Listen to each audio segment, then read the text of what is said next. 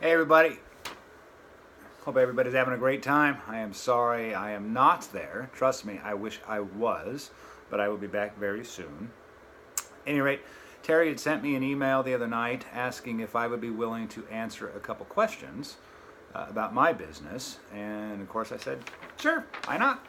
So I'm going to read these and we'll see where this goes. It says, tell me, what is your story and why do you succeed so well in the business in such a short time? My story is not a whole lot different than I guess anybody else's. It's too long to get into in this video, but I guess bottom line is I got into the business.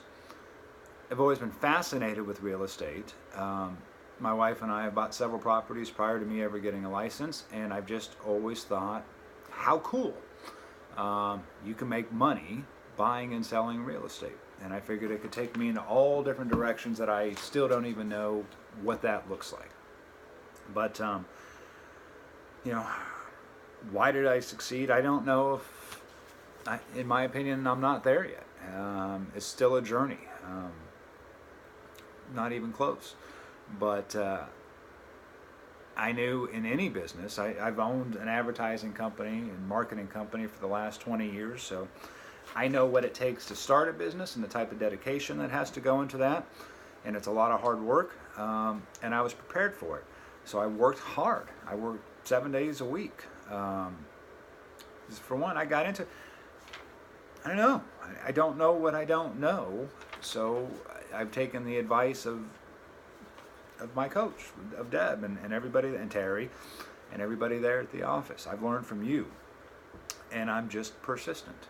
I've always felt that there is a serious lack of integrity amongst a lot of the realtors that I've come across in our area.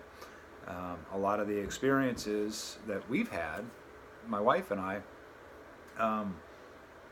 they weren't great when it came to the realtors that we were working with. One exception, Phil Barona. In fact, it's Phil that had talked me into coming with Century 21.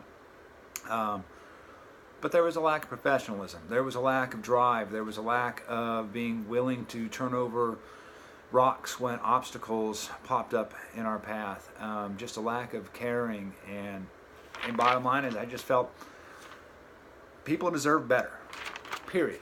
People deserve better, certainly than how I was treated. Now, granted, maybe it's the bald head, the tattoos, people are afraid, or whatever it may be. I don't care. The bottom line is everybody deserves to be treated better than what's currently available. So that's kind of the approach I've taken with the business. Is you've heard me say before, I listen to what a customer's goals are. And I process that information, and I come up with a game plan on how to achieve what they want to be achieved. And I'm willing to go the distance and turn over every single rock that pops up in our path. We get a roadblock, I'm going to knock it down, period. There's just no other alternative. My job is to achieve the goal that they've hired me to achieve.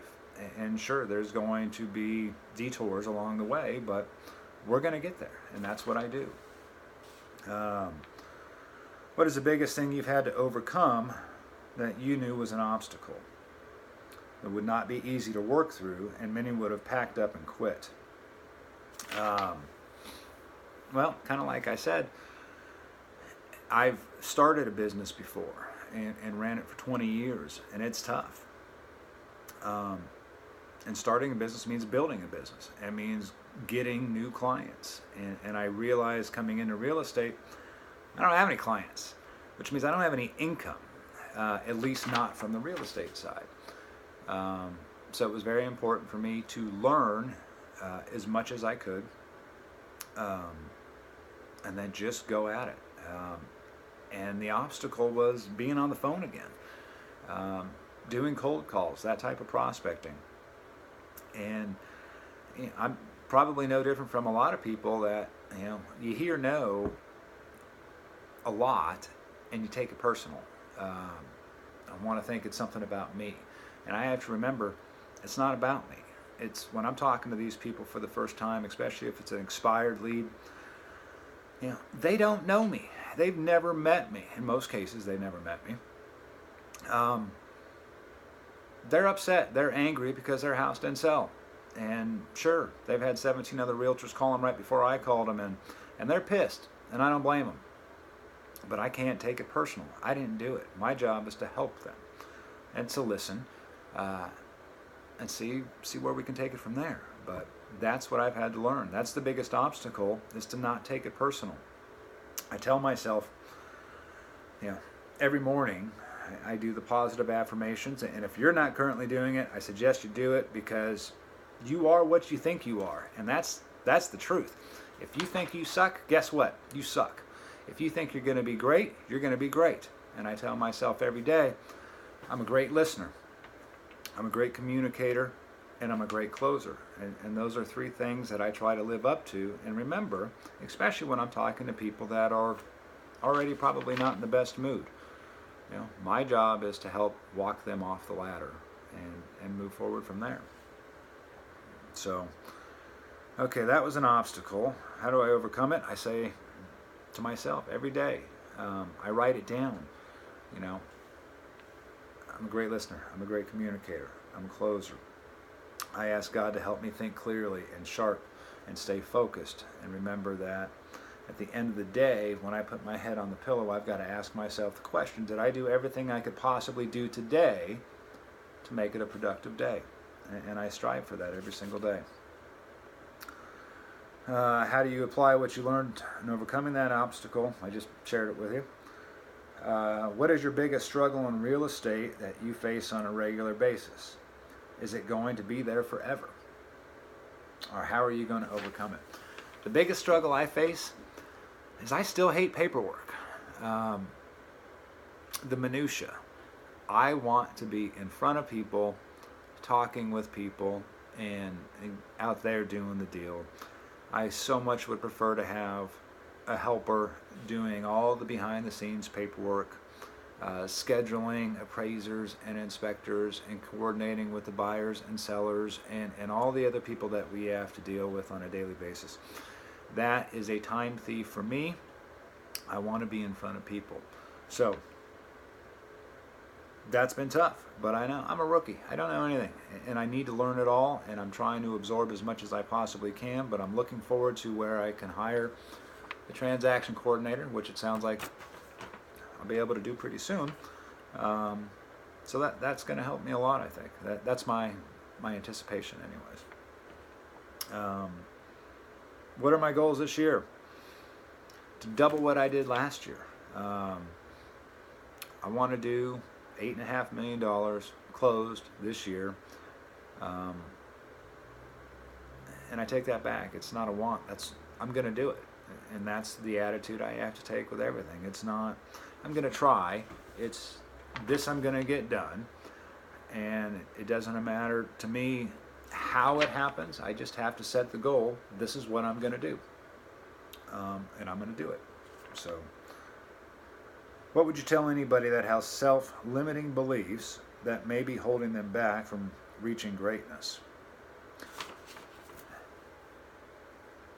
Whatever you believe you are, you are. So if you go into anything with doubt or fear, and I love the acronym for fear, at least one of the ones that I've heard, which is false evidence appearing real.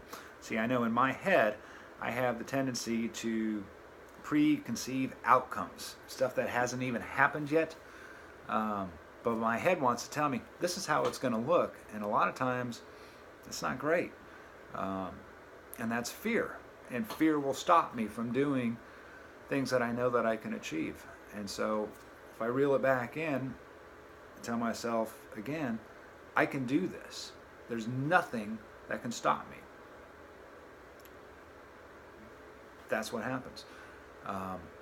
The fear goes away. And they say courage is having fear but still moving forward.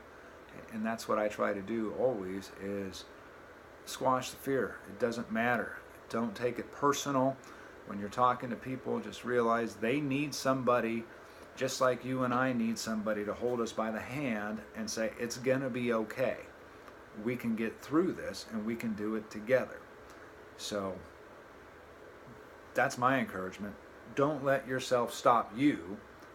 Remind yourself every single day that you're great and life is beautiful. You trust God, you trust the process, the rest is going to fall into place. At any rate, I hope everybody has a great rest of the meeting out there, and I do look forward to seeing you soon. Thanks again. Bye.